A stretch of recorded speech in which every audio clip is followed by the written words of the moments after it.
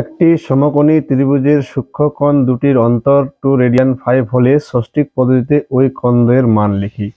তো সমকোণী ত্রিভুজের তিনটি কোণ থাকে, তার মধ্যে একটি হচ্ছে 90, বাকি দুটি কোণ অন্তর দিয়েছে এটা।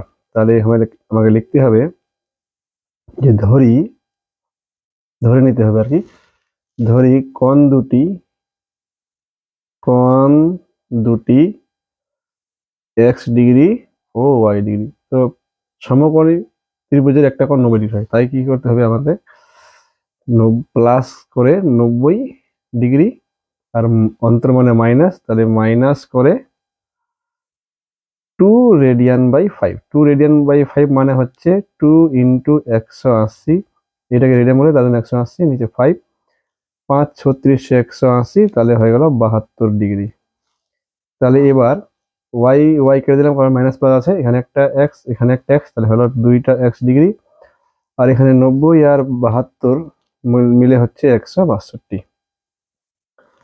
ডিগ্রি। তাহলে x ডিগ্রি হয়ে গেল 2 8 16, 2 1 2।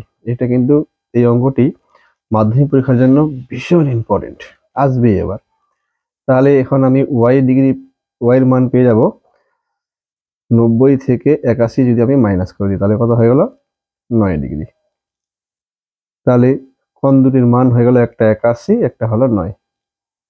তো বন্ধুরা কেমন লাগলো? যদি ভালো লেগে থাকে তো অবশ্যই লাইক করবেন অঙ্কটিকে, আর চ্যানেলটিকে সাবস্ক্রাইব করতে ভুলবেন না। ধন্যবাদ।